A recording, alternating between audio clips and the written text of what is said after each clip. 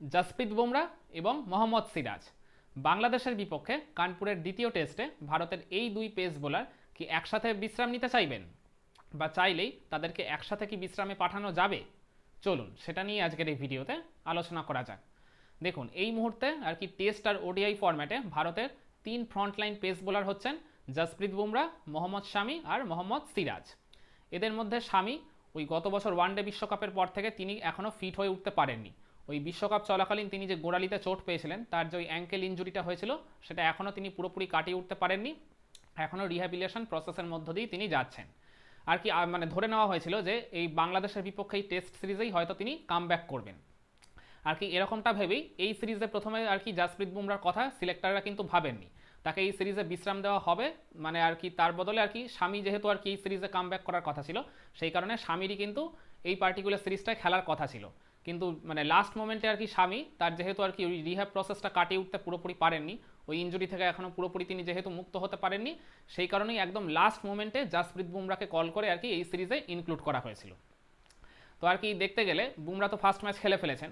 তো আর কি এই বাংলাদেশ সিরিজের পরে ভারত কিন্তু 3টা ম্যাচ খেলবে নিউজিল্যান্ডের এগেনস্টে তাদের ঘরের মাঠে, আর এরপরে কিন্তু 5-5টা টেস্ট খেলবে তারা অস্ট্রেলিয়ার মাটিতে অস্ট্রেলিয়ার এগেনস্টে। মানে এরপরে আর কি হিসাব করলে টানা 8টা ম্যাচ কিন্তু ইন্ডিয়াকে খেলতে হবে। আর এই প্রত্যেকটা ম্যাচই হচ্ছে ওয়ার্ল্ড টেস্ট চ্যাম্পিয়নশিপের পার্ট। মানে ফাইনাল খেলতে হলে ভারতকে এই প্রত্যেকটা ম্যাচই আর কি হিসাব নিকাশ করে খুব বুঝে শুনে আর কি খেলতে হবে। মানে তাদেরকে একদম পূর্ণ শক্তির দল নিয়েই প্রত্যেকটা ম্যাচই মানে খেললে ভালো হয়। যেহেতু পরপর 8খানা টেস্ট রয়েছে, মানে হোম আর অ্যাওয়ে মিলিয়ে, সেই কারণে পেস বোলারদের আমরা জানি যে ইন্ডিয়ান টিম ম্যানেজমেন্ট বলুন বা আর কি বিশ্বের যে কোনো আর কি টিম ম্যানেজমেন্টই বলুন না কেন, পেস বোলারদের কিন্তু ওই ওয়ার্কলোড ম্যানেজমেন্ট আর ইঞ্জুরি ম্যানেজমেন্ট করিয়েই কিন্তু তাদেরকে খেলাতে হয়। আর আমি বললাম এই মুহূর্তে 3জন ফ্রন্টলাইন পেসার, ওই 3জন বুমরা, শামি আর সিরাজ। তো বুমরা সিরাজ তো খেলছেন এই মুহূর্তে, কিন্তু খেললেও এর পরের আর কি যে 8খানা টেস্ট ম্যাচ আছে, এই আটখানায় কি তারা খেলতে পারবেন? খেয়াল করে দেখবেন এই বছর আর কি ইংল্যান্ডের এগেনস্টে ভারত যে সিরিজটা খেলেছিল, জসপ্রীত বুমরা দীর্ঘদিন বাদে ওই টেস্ট সিরিজটা কামব্যাক তিনি করেছিলেন। আর কি 2022 সালে তিনি একটা পিঠের মানে ইঞ্জুরিতে পড়েছিলেন, তারপরে আর কি তার সার্জারি হয়েছিল। আর কি মানে গত বছর ওয়ানডে বিশ্বকাপের ঠিক 1-2 মাস আগেই তার আবার প্রত্যাবর্তন হয়েছিল, কিন্তু টেস্টে আর কি তিনি ফিরেছিলেন এই বছর ওই জানুয়ারিতে ইংল্যান্ডের বিপক্ষে। ওই 5 ম্যাচের যে টেস্ট সিরিজটা ভারত খেলেছিল, সেখানে 5 ম্যাচের 5 ম্যাচে কিন্তু তিনি খেলেননি, 4টে ম্যাচ তাকে খেলিয়েছিল। ওই রাঁচির ম্যাচটা কিন্তু তাকে বিশ্রাম দেওয়া হয়েছিল। এটাই হচ্ছে পেস বোলারদের আর কি মানে বিশেষত্ব। মানে তারা আর কি মানে টানা আর কি 5টা 6টা আর কি টেস্ট ম্যাচ কিন্তু কখনোই মানে খেলার মতো ওয়ার্কলোড ম্যানেজমেন্ট তারা কিন্তু নিতে খুব একটা পারবে না, বা যদি নিয়েও ফেলে তাদের আর কি ওই মানে ঘাটতিটা বা ওই এফেক্টটা আর কি তাদের ওই পারফরমেন্সে গিয়ে পড়বে, তারা আর কি তাদের বেস্ট আউটপুটটা ম্যাচে ডেলিভার করতে পারবেন না। আর বুমরা এমনিতেই একটু চোটপ্রবণ রয়েছে, সেটা আমরা সবাই জানি ক্যারিয়ারের শুরু থেকেই। আর কি তাকে তো আর কি টিম ম্যানেজমেন্ট ওই ইনজুরি কাটিয়ে ফিরে আসার পর খুবই রেখে ঢেকে বলতে গেলে একদম মানে তুলার মতো তাকে ইউজ করে। মানে খুব প্রয়োজন পড়লে তখনই আর কি তাকে মানে বুমরার ওই ট্রাম্প কার্ডটা আর কি ম্যাচে বা কোনো সিরিজে ইউজ করা হয়। তো ডেফিনেটলি অস্ট্রেলিয়া যখন ইন্ডিয়া খেলতে যাবে তখন তো বুমরাই আর কি এই পেস অ্যাটাককে আর কি লিড করবে, ইভেন নিউজিল্যান্ড সিরিজেও। কিন্তু মানে এইখানে একটা প্রশ্ন যে 8টা ম্যাচ যেহেতু আর কি পরপর রয়েছে, 8টা টেস্ট ম্যাচ, আবার এটা কোনো ওডিআই বা টি20 ম্যাচ নয়। তো সেই কারণে জসপ্রীত বুমরাকে আমার মনে হয় 8টা ম্যাচের 8টাতেই ইন্ডিয়া খেলাবে না, হয়তো খুব বেশি হলে 6টা ম্যাচে তারা খেলাতে পারে।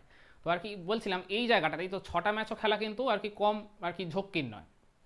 তো এই কারণেই আমি বলছিলাম যে জসপ্রীত বুমরাকে তাহলে এই টেস্টটায় এই বাংলাদেশের বিপক্ষে এই লাস্ট ম্যাচটায় অন্ততপক্ষে বিশ্রামে পাঠানো উচিত।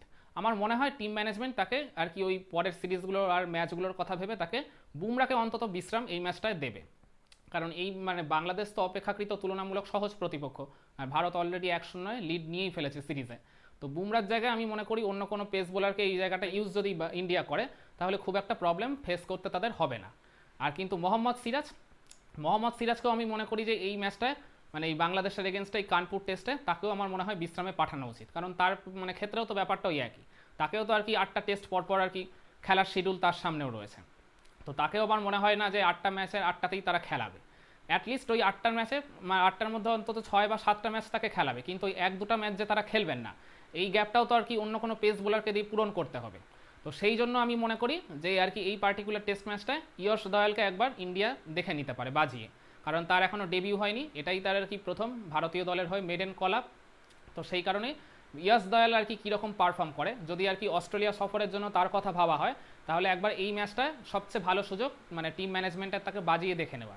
আর এছাড়া আকাশদীপ তো রয়েছেই, তিনি এখনও অবধি 2টা টেস্ট খেলেছেন, আর কি দেখতে গেলে মন মতো তিনিও পারফর্ম করেছেন। তো তিনিও যদি নিউজিল্যান্ডের এগেনস্টে সিরিজটা আশা করি তিনি থাকবেন, তো সেখানে আর কি তিনি যদি ভালো পারফর্ম করে দেন তাহলে ডেফিনেটলি সিলেক্টররা অস্ট্রেলিয়া ট্যুরের জন্য তার নামটাও সিলেক্ট করবেন বলেই আমি অন্তত মনে করি। আর স্বামী তো এখনও পুরোপুরি ফিট হয়ে উঠতে পারেননি, বাংলাদেশের বিপক্ষে সিরিজটাতেই তার আর কি ফেরার কথা ছিল, কিন্তু নিউজিল্যান্ডের বিপক্ষে সিরিজেও তিনি ফিরতে পারবেন কিনা সেটাও আমি জানি না, কারণ সিরিজটা শুরু হচ্ছে কিন্তু এর পরের মাসেই, অক্টোবরের 16 তারিখ থেকে। হিসাব করে দেখলে আর কিন্তু মানে 1 মাসও পুরোপুরি বাকি নেই।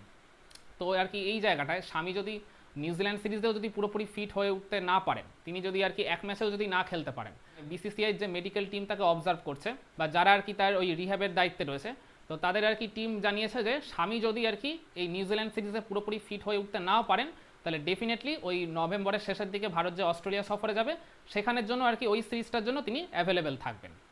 তো আর কি দেখতে গেলে এক প্রকার প্রায় বিনা প্র্যাকটিসেই স্বামীকে আর কি অত বড় একটা মানে সিরিজ খেলতে নেমে পড়তে হবে, যদিও হয়তো বা তিনি তার ম্যাচ ফিটনেস পরীক্ষা করার জন্য দু একটা হয়তো ওই রঞ্জিতের একটা দুটো ম্যাচ তিনি খেলতে পারেন। তো যাই হোক, তো অস্ট্রেলিয়া সফরে তো আর কি অ্যাটলিস্ট 5 জন পেস বোলার লাগবে, তো সেখানে আর কি স্বামী, বুমরা, সিরাজ, ওই এইদিকে আকাশদীপ যদি ভালো পারফর্ম করে দেয় আকাশদীপ, আর এইখানটাই আমি বলছিলাম যে ইয়াস দয়ালের কথা যদি আর কি ওই ট্যুরের জন্য মানে সিলেক্টররা ভাবে, তাহলে এই ম্যাচটায় মানে এই বাংলাদেশের এগেনস্টের সেকেন্ড ম্যাচটায় ডেফিনেটলি ইয়াস দয়ালকে একবার পরীক্ষা করে দেখে নেওয়া উচিত। তো আমি এই কারণেই মনে করি যে বুমরা, সিরাজ এই দুজনেই তো হচ্ছে মোস্ট এক্সপিরিয়েন্সড পেস বোলারদের মধ্যে এখন একজন ইন্ডিয়ান টিমে।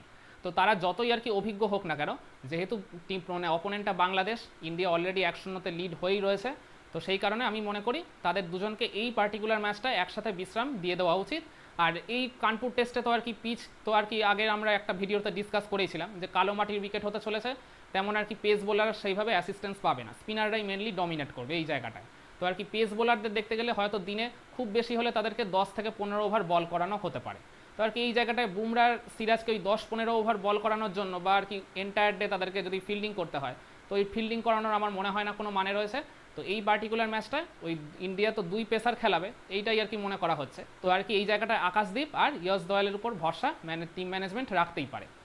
আমি মনে করি যে বুমরা আর সিরাজকে এর পরের আর কি ওই নিউজিল্যান্ড আর অস্ট্রেলিয়া সিরিজ দুটো মিলিয়ে যে 8টা ম্যাচ হবে তার জন্য পুরোপুরি ফ্রেশ রাখা উচিত। তো আপনারাও কি এই ব্যাপারে আমার সাথে একমত, নাকি আপনাদের মতামত অন্য কিছু? কমেন্ট করে জানাবেন নাকি।